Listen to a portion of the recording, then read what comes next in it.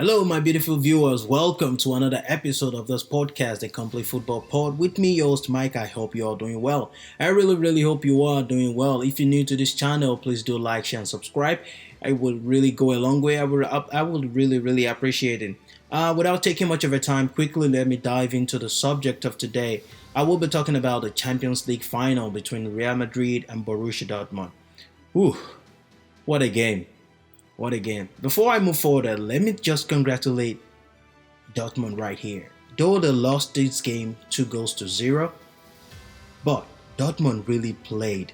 They dominated the game all through. Madrid had the ball, which was actually thought of. I knew Madrid was going to have the ball. Madrid was going to have a lot of the ball. But Dortmund's tactics was spot on. It was really spot on. Like, they defended well, they pressed well, they did everything well. I mean, what else would you have expected from a team like Dortmund playing an experienced Champions League team like Real Madrid? Dortmund really did a good performance today from Dortmund. I feel sorry for them for losing this game. They really deserve to win, because the only problem with Dortmund, and it's not only with Dortmund, it's like when you're playing a more superior team than you, the chances you have to just take it. If you don't, it's going to come back and hurt you. That was what happened to Borussia Dortmund today. They played well.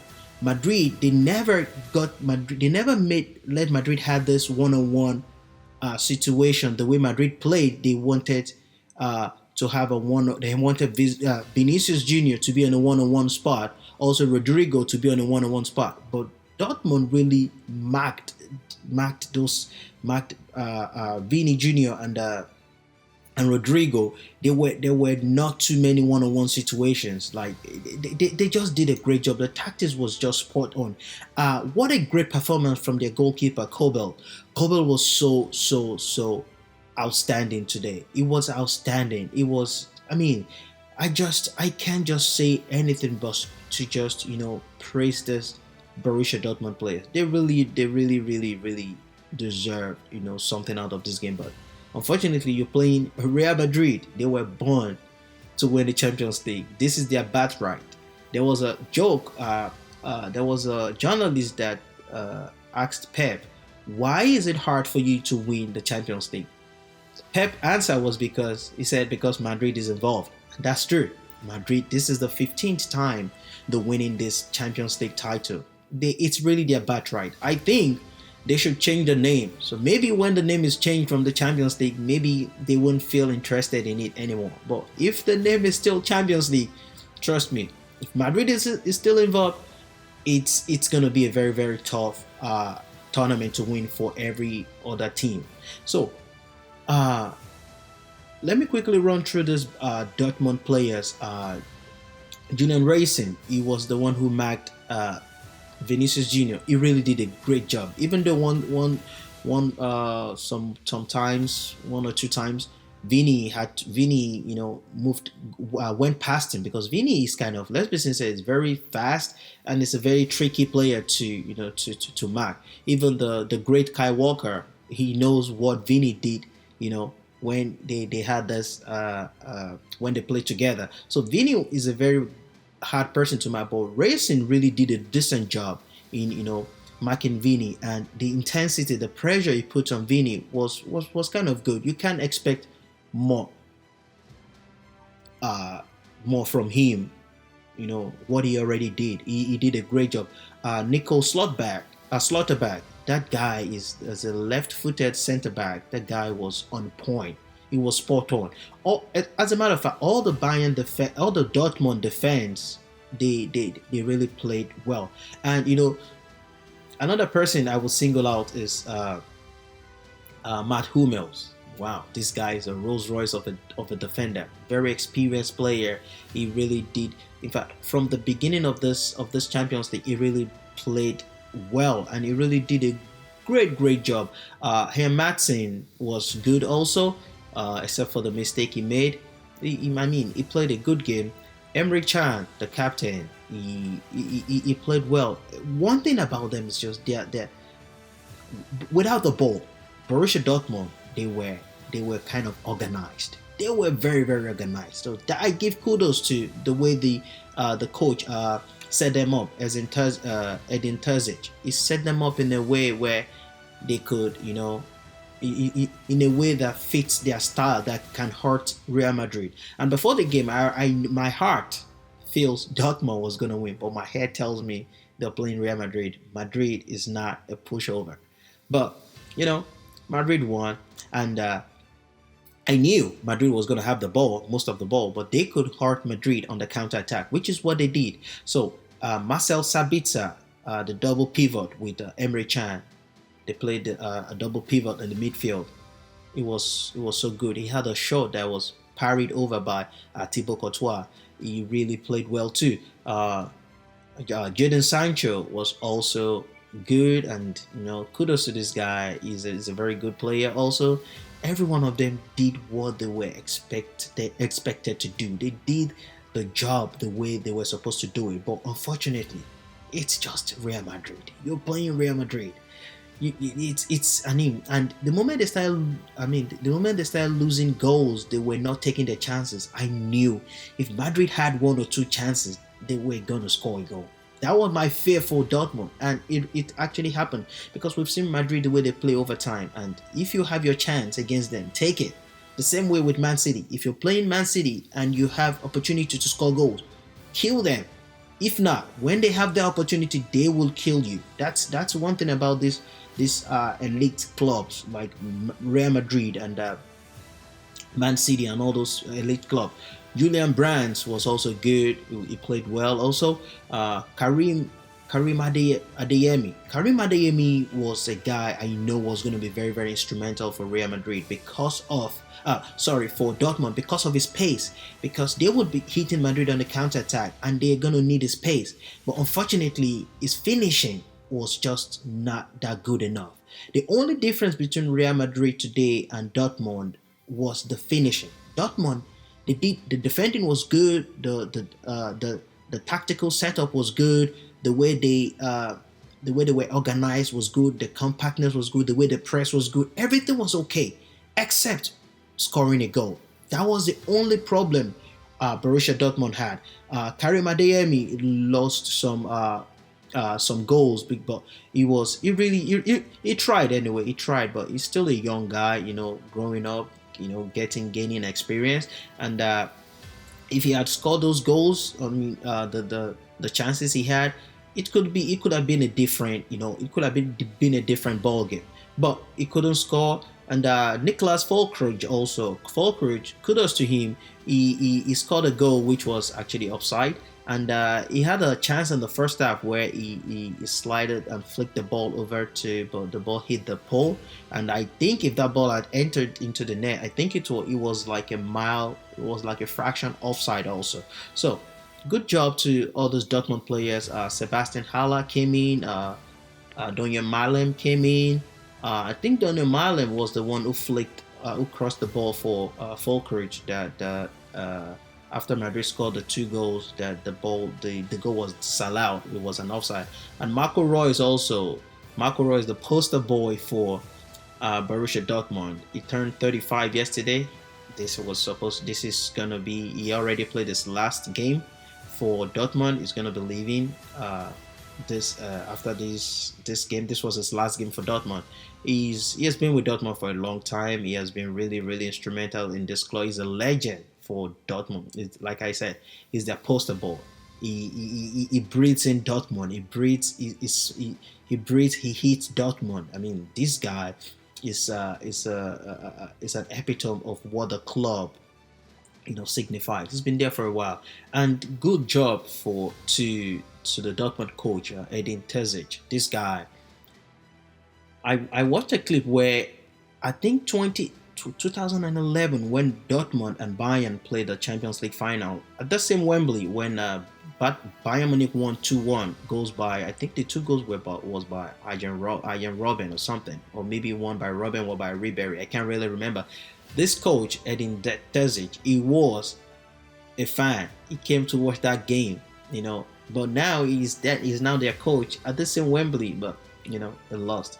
Good job to him. He really, after the game, he felt so emotional, which is normal. He had to talk to everybody, even though at that time of the time you don't want to talk to nobody. All you want to do is just go somewhere, cry if you want to cry, and just feel sober. Because everybody expected Dortmund would probably have a chance to win this game. Though we know Madrid is who they are, but I think they had so many neutral fans that want Dortmund to win. I personally wanted like a change, like let Dortmund win. Come on, Dortmund should win. Madrid has had a lot of the Champions League trophy. I mean, if Dortmund win this time, it's not going to be any problem. So, but unfortunately, they couldn't win, and Madrid, as they are. Let me talk about Real Madrid now. So, Real Madrid, we know they were not really into this game. They suffered a lot, and that's one thing about Real Madrid. They don't mind, going through that pain in a game, but when they have the opportunity, when that time comes, they just find a way. That's one thing about Madrid. They find a way. And I think as a tradition of the club, no matter who comes in, they find a way. Zinedine Zidane was a coach and they won 3 Champions League consecutively, consistently, 3 Champions League back to back. So it's not like the coaches. I don't care who comes in. Madrid is a team that its success is written all around it. You have to be successful. Especially also in the Champions League, they own it. They own the Champions League. They are born to do it. It's their birthright. So, Thibaut Courtois, I wasn't expecting him to start. I was expecting Lunin to start, but I think the other goalkeeper had a kind of a flu or something. So, Thibaut Courtois came back after like almost 2 years with an ACL injury. He came back. He had a great performance. He parried some balls away. He saved Madrid one way or the other. Dani Carvajal. Who would have thought Carvajal would score an header? And I think for this header, he had a similar header before this goal that was went over the bar. That's when I think if Borussia Dortmund had known this, they would have marked him the second time. But probably because he's a small guy, he's not that tall. But that is what Madrid is. Anybody can just step up and score a goal or win the game for them. That's it's in Madrid's DNA. It was like when Mourinho was in Chelsea. You can't say who will score in a match. We know the usual suspect. Frank Lampard, Didier Drogba, but there's some players. Terry can just come in from nowhere, score a goal.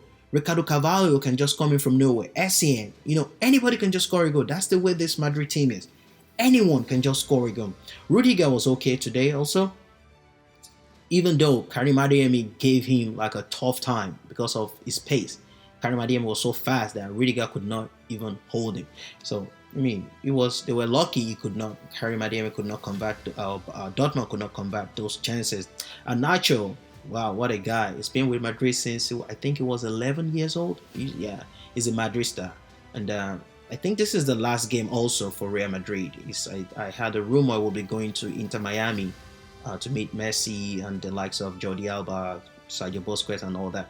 So he's the captain, lifted the trophy again. I think the 5th time he has won this is the 5th Champions League with Real Madrid, which is extraordinary. It was good. Then Toni Kroos, also his last game for Real Madrid. This guy, as Toni Kroos, is a mercurial midfielder. I call him a mercurial. There's such few people I use that name mercurial for. Toni Kroos, Xavi Hernandez, Andres Iniesta.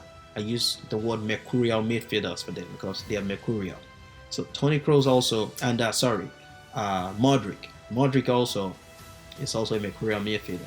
So Toni Kroos, he played. He wasn't really into the game, but his passes here and there is very, very instrumental for Real Madrid. And when Madrid has the ball, Toni Kroos is always very instrumental for them because he sees things other players does not see. So he's a very, very fluid guy. He could switch passes here and there and all that. So Camavinga was another player that I was really, really surprised. The way this guy is growing.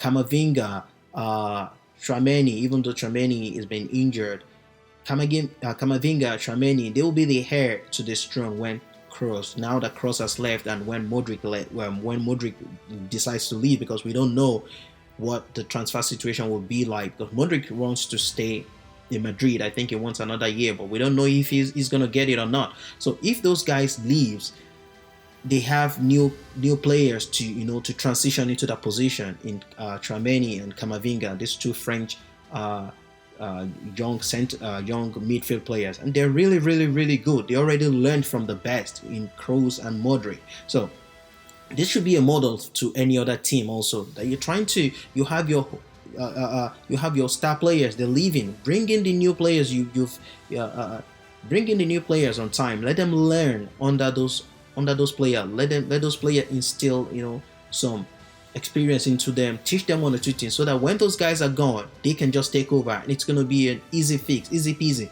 Also Valverde, this guy is a guy I think is very very underrated. Valverde, this guy is so good. He could play anywhere in the midfield. He could sometimes he had played as a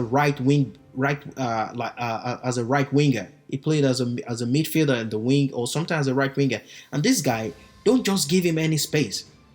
Don't give him any space. He shoots with precision. His shot on goal. The power he puts when he shoots is always. Go and look at his goals. It's always a banger. He shoots like crazy. This Valverde guy, yeah. But Bellingham to me, I wouldn't count this game as one of the good games Bellingham had, because it was just marked out. It was just flowing around the game, but when he had one or two couple of passes, one or two couple of touches, but it wasn't one of it. It wasn't. He didn't really have a great game, but aside for the pass, the final pass he gave Vinícius Jr.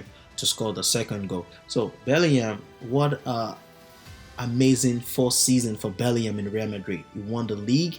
He now is winning the Champions League. He won I think the best the player of the season for Real Madrid. He's won a lot of accolades this first season. This guy is when I see him, I see confidence. A young guy that already has is in playing for Real Madrid, and he plays like he's been there, or he's been playing football like he's been playing like a 26, 27-year-old guy, but it's just I think 21 or so, or 20. This guy is so good, and I mean when you see Bellingham, in one word I say confidence and class. This guy is a leader, is a class. You can see when he was in Dortmund also he plays like he's in charge. So also Vini Jr. I don't know. Vini Jr. and Bellingham, they are two guys in Real Madrid that if this is the next world best award, I don't know. It's between they have to be in the question. They have to be in the equation, because those two guys are good. Vini Jr. relies on his pace. He's a very sleeky guy. He can dribble. The person Vini Jr. cannot dribble has not been born yet. Is that guy? That person has not been born yet. This guy is very very stylish. He's very sleeky. When you give him an inch, he will go a mile. You don't let him breathe. That's the kind of player Vini Jr. is. Very instrumental to Real Madrid. I just want to see how Madrid is going to set up next season. That Mbappe is going to come in. So I don't think Vini is leaving that position. I think Mbappe will be the one that will drift into that number 9 position, and maybe they might switch one way or the other, but it's going to be like switching. So, and Vini is always very important for Real Madrid, and when he just started at Real Madrid, he has those chances, but he doesn't score a lot of goals. There were a lot of criticism, on Vini Jr. because it was a waster. He wastes goals a lot. But look at him now. He's one of the best in the world right now. And Rodrigo today, I don't really think Rodrigo did a lot, because of the way Dortmund was set up. He did not really, the way he bullies defender with his. He's also a very very good guy, sleeky. His dribbling skills is good. He has this good goal sense. I mean, Rodrigo is good also, and he didn't really have a lot to do today, or he didn't really do a lot, because Madrid, they just took those 2 goals just came within a twinkle of an eye. That's Madrid. They take chances when they have it.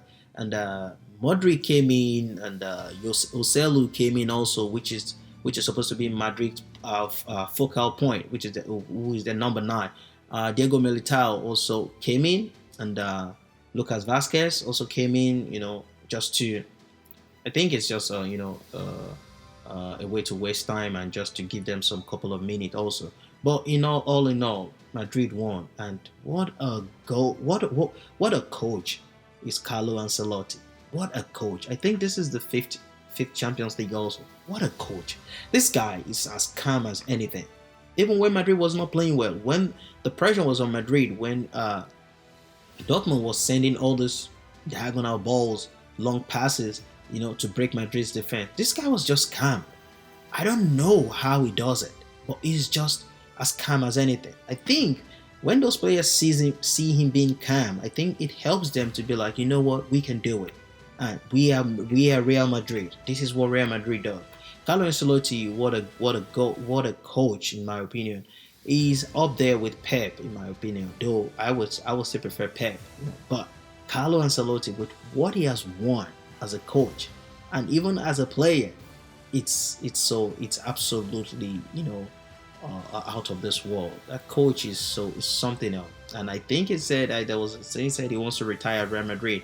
So I don't see, he was supposed to be Brazilian national team coach, but it never happened. The deal never happened due to one or two circumstances. I don't know why it didn't happen. But now I think after Real Madrid, he doesn't want to coach. Maybe he doesn't want to coach at the club level anymore. He's just gonna focus on the international level, but we don't know yet. So congratulations to all the Real Madrid fans out there. This is their 15th Champions League title. Wow, Madrid, they're beasts when it comes to Champions League.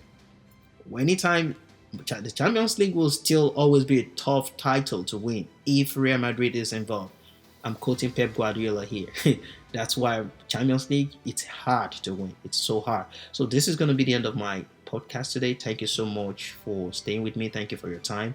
See you again next time. Bye.